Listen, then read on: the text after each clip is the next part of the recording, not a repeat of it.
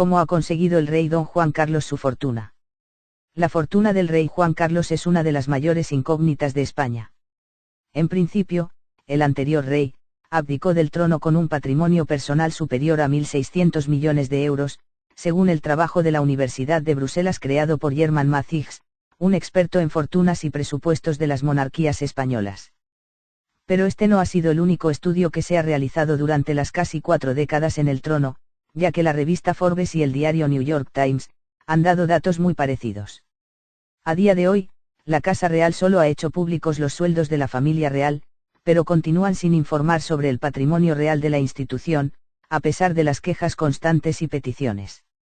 Para Zarzuela la riqueza del rey aparte de su legado institucional es un asunto privado. Según Germán, la única duda que le queda es si es billonario o millonario. Ahora, la información del diario La República señalando una posible separación entre Juan Carlos y Sofía abre nuevas incógnitas, algunas de ellas ajenas a Forbes, pero de todas formas relativas a esa fortuna personal del rey jubilado. Y sobre todo, a los problemas que puede ocasionar. Si se casa con Carina sería bueno para Felipe VI, porque así ese dinero no sería de la corona, sino de Juan Carlos. Ahora, si se muere Juan Carlos, los hijos heredan los 1.500 millones de euros que dice Forbes que tiene, ¿y qué hace Felipe con ese dinero? ¿Lo das a Queritas, lo declaras, cómo lo explicas? Es una cosa que mancha la institución. El diario New York Times sostenía en el artículo que publicó sobre la fortuna de Juan Carlos que existe una red de testaferros a su disposición para ocultar la titularidad de las inversiones y bienes de las que dispone. Asimismo, una de las dudas más comunes es el saber cómo Juan Carlos ha conseguido amasar esa cantidad de millones, ya que cuando llegó al trono no había prácticamente nada, aseguraba el periódico neoyorquino. El patrimonio personal solo lo ha podido obtener por el sueldo que tiene asignado y por la herencia que recibió de su padre. Sus únicos inmuebles conocidos son, el chalet en la urbanización Puerta de Hierro, vendido por 2,7 millones de euros, otro apartamento en una ciudad portuguesa, parte de un edificio de oficinas que está en la Gran Vía de Madrid y un chalet en la urbanización de La Pleta, Lérida. En noviembre de 2013, Forbes empezó a no incluir en la lista de las 100 personalidades más ricas de España al rey Juan Carlos, porque, según la revista, su riqueza continúa siendo una incógnita. Además, en el ranking del magazine sobre los 15 monarcas con mayor fortuna del mundo tampoco aparece él. ¿Tenemos derecho a conocer la fortuna del rey? Sí. Del actual y del anterior. Del emérito y del titular. Del padre y del hijo. De Felipe VI y de Juan Carlos I. Si es legal y moralmente obligatorio para el presidente del gobierno, sus ministros, el jefe de la oposición y hasta para el alcalde de Arenales de San Gregorio, por citar un ejemplo minúsculo sobre la transparencia necesaria para cualquier cargo público, como no lo va a ser para el jefe del Estado, rey de todos los españoles. La acusación del presunto defraudador y estafador Diego Torres sobre el dinero de don Juan Carlos en Suiza resonó en la sala de juicios de Palma el miércoles, 24F. El socio de Urdangarin, para defender la legalidad de las cuentas del Instituto NOS, afirmó que habían estado supervisadas por Federico Rubio Carvajal, la persona encargada de hacer la declaración de renta de los miembros de la familia real. Fue más lejos, así como enseñando una bala del calibre 22 para dar a entender que dispone de artillería pesada si necesita tirar de ella. También es la persona que hizo el informe que decía que don Juan dejase la herencia a don Juan Carlos en Suiza para tributar menos impuestos. Las medio mentiras son las más peligrosas. En un primer momento se toman en su mitad como verdades y, al final, si te descuidas, acaban siendo artículos de fe. Así ha sucedido con la fortuna de don Juan Carlos. Revistas económicas serias le imputaban bienes valorados en 20.000 millones de dólares. Una barbaridad. Incluían desde el Palacio Real, propiedad del Estado, hasta las caballerizas de la Zarzuela, si aún las hay, y los hangares donde el rey emérito guardaba decenas de coches de lujo, que esos sí han existido. La última cantidad atribuida a don Juan Carlos se aproxima a 2.000 millones. Tampoco está mal, de ser cierto. No es verdad que su padre don Juan llevara su fortuna a Suiza para evitar que sus herederos pagaran tantos impuestos como en España. En realidad, la familia Borbón, desde el exilio de Alfonso XIII en Suiza con la llegada de la Segunda República, dispuso de cuentas abiertas en bancos de allí. En las mismas entidades donde, pasado el tiempo, aterrizó dinero pestilente, como el de Bárcenas o Granados, el Rinconete y Cortadillo en el patio de monipodio del PP. Si es verdad que don Juan Carlos y sus hermanas Pilar y Margarita cobraron en 1993 la herencia de su padre en Suiza. De no haber sido por el reportaje publicado en marzo de 2013 por la periodista Ana María Ortiz en el mundano suplemento Crónica, ignoraríamos todo sobre una historia que, remedando a Pedro Almodóvar, titularíamos todo sobre mi padre y su dinero en Suiza. No sabríamos que don Juan no era pobre, como se nos vendió. Al fallecer tenía el equivalente a 728 millones de pesetas, unos 8 millones de euros hoy. No conoceríamos que Juan Carlos poseía una cuenta en la Societe Generale Alsacienne de Banque, en Ginebra, en la que el 21 del 10 de 1993 ingresó un talón de 375 millones. ¿Qué pasó con este dinero de la cuenta número 10031 del Sogenal? La cerró. ¿Dónde fue a parar? Se multiplicó como la herencia del padre de Pujol. Pagó como cualquier ciudadano español el impuesto de sucesiones y donaciones. ¿O no cumplió con sus obligaciones con Hacienda? Preguntas y más preguntas perdidas en el agujero negro que constituye el dinero de la familia real. Realizadas con respeto desde el derecho que asiste a los ciudadanos, jefes, al fin y al cabo, del jefe de Estado. Porque, como enseñó Benjamin Franklin, no vigilar a nuestros empleados es como dejar un monedero abierto. 4 meses después, la Casa Real, entre la desgana y la superioridad del estatus de inviolabilidad de la persona regia, contestó que don Juan Carlos había utilizado exactamente, los 375 millones, ni un duro más ni un duro menos, para pagar las deudas de su padre. A continuación, cerró la cuenta en Suiza. Sin un dato preciso, sin un papel. La herencia suiza sirvió, pues, para desvelar 2 hechos desconocidos: el padre del rey no murió pobre y murió moroso, y uno conocido: la opacidad de la fortuna real da lugar a maledicencias o medias verdades. Las amistades peligrosas de don Juan Carlos dan a su vez alas a las sospechas. Su colección de válidos económicos no tiene parangón. Prado y Colón de Carvajal, de la Rosa, Conde, los 3 pasaron por la cárcel por temas de corrupción, y, el último, el magnate Villar-Mir, nombrado marqués al final del reinado juancarlista. Marqués de Villar-Mir o de la Milla Milla, por las distancias entre los puntos geográficos en que se ve envuelto por sospechas de corrupción, desde Madrid, con la sede central del PP, a Mallorca pasando por México, y Mil, por el número creciente de casos judiciales. Felipe VI, otro reinado, otro estilo, otras amistades, debería romper con esta tradición oscurantista del dinero familiar. Y si hay algo feo, dónelo a Cáritas u ONGs. Porque, si conocemos la fortuna del jefe del gobierno, ¿por qué no vamos a saber la del jefe del Estado? La oscura fortuna del rey emérito, Juan Carlos I, es uno de los temas tabús en España. El Ministerio de Hacienda español anunció que investigará los casos revelados, incluido el de la infanta Pilar, aunque hasta ahora no se puede decir que haya cometido un delito por tener una offshore en un paraíso fiscal. Pero el tema sí se añade a la cadena de escándalos tejidos alrededor de la Casa Real Española desde tiempo atrás, primero con el anterior monarca aún en funciones o con la hija de este, la infanta Cristina, y su yerno, Iñaki Urdangarín, sujetos a un proceso ante los tribunales por presuntos delitos fiscales.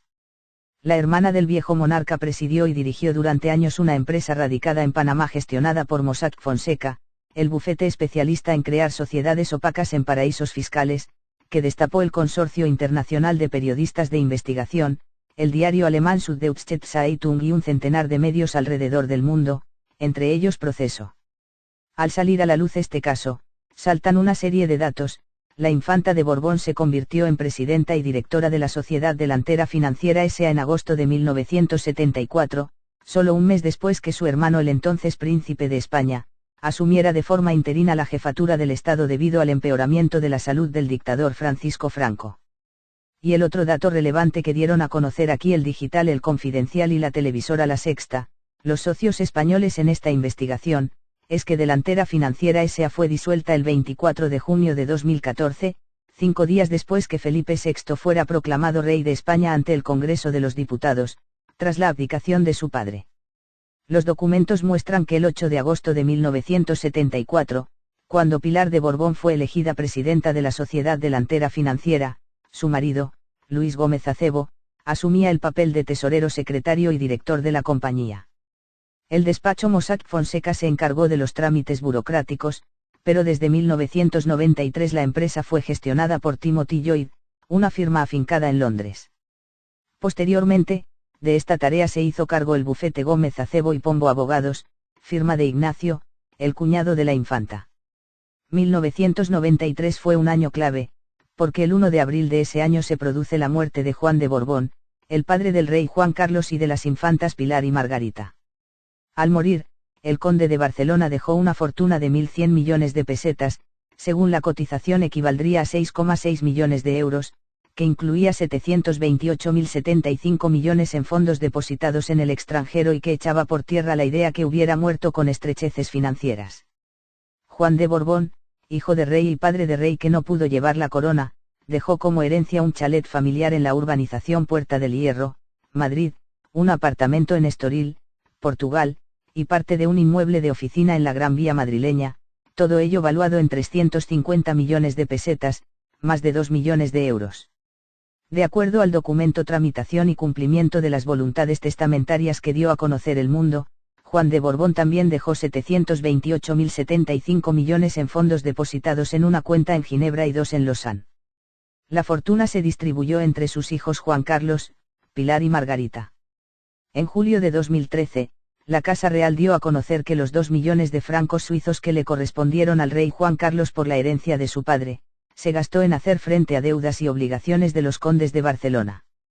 Tras una investigación de 4 meses, encabezada por el entonces jefe de la Casa Real, Rafael Espotorno, la cuenta en la entidad financiera Societe Generale Alsacienne Private Banking, en la que se ingresó la herencia, fue cancelada antes de 1995. Y, según la fuente, tras el cierre de esta cuenta, el monarca no ha tenido cuentas en el extranjero. La misma fuente aseguró que tenía la convicción de que los albaceas de Juan de Borbón, principalmente Luis de Usía y Gabalda, conde de los Gaitanes, pagaron los impuestos hereditarios, aunque no existen pruebas documentales de tal gestión. En su libro Final de partida, la crónica de los hechos que llevaron a la abdicación de Juan Carlos I, la periodista Ana Romero resalta que tiene pocos años que los medios de comunicación españoles abrieron la veda sobre la figura del rey emérito Juan Carlos I, quien desde su ensoñación siempre fue protegido y en la que políticos, empresarios y medios ayudaron a cubrir con un manto de opacidad. Especialista en desentrañar a la corona como una entidad de poder, muy lejos de los habituales enfoques de la prensa rosa que sigue a los monarcas, Romero recuerda que hasta ahora un tema tabú es a cuánto asciende la fortuna del viejo monarca, quien siempre ha sido presumido en España como uno de los principales promotores de las empresas españolas en el mundo.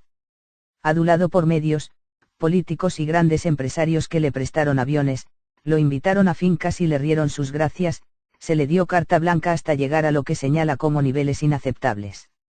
La periodista, primera en sacar a la luz la relación del monarca con Carina Hussein Wittgenstein, a quien entrevistó, cita en su obra el libro de José García Abad, La soledad del rey, en la que éste señala a las amistades peligrosas y comprometedoras de Juan Carlos, algunos que manejaron las comisiones que recibía el monarca y que terminaron en la cárcel o con problemas judiciales, entre ellos Mario Conde, Manuel Prado y Colón de Carvajal descendiente de Cristóbal Colón, Javier de la Rosa, José María Mateos, Francisco Sitges, Alberto Cortina y Alberto Alcocer, entre otros.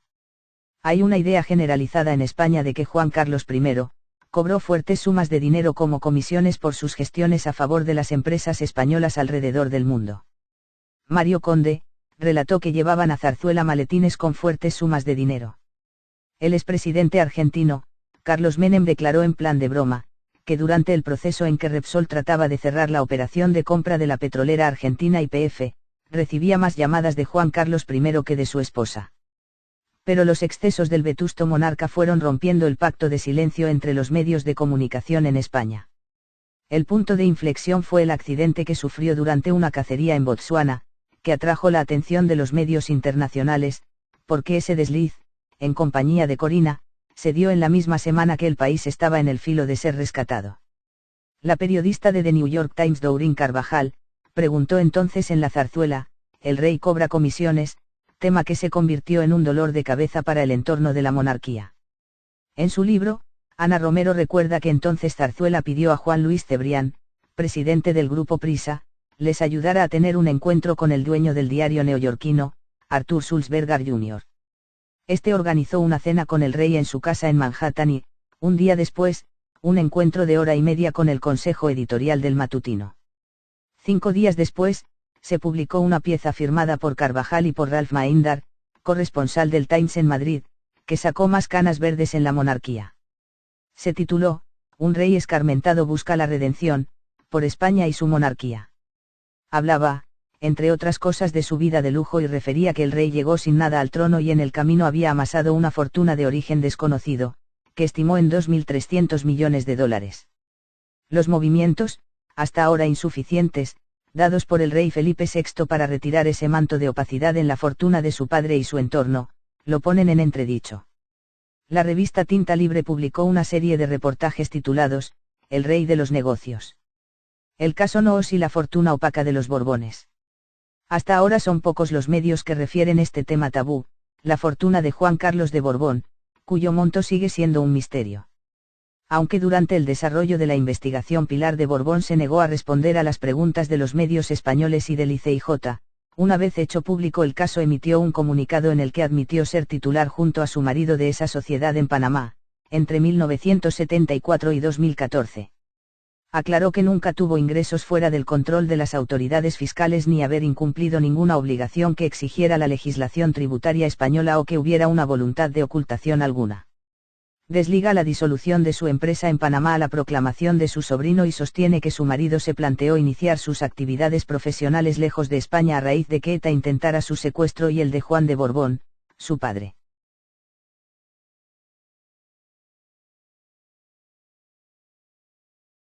Forbes y el diario New York Times, han dado datos muy parecidos. A día de hoy, la Casa Real solo ha hecho públicos los sueldos de la familia real, pero continúan sin informar sobre el patrimonio real de la institución, a pesar de las quejas constantes y peticiones. Para Zarzuela la riqueza del rey aparte de su legado institucional es un asunto privado. Según Germán, la única duda que le queda es si es billonario o millonario. Ahora, la información del diario La República señalando una posibilidad.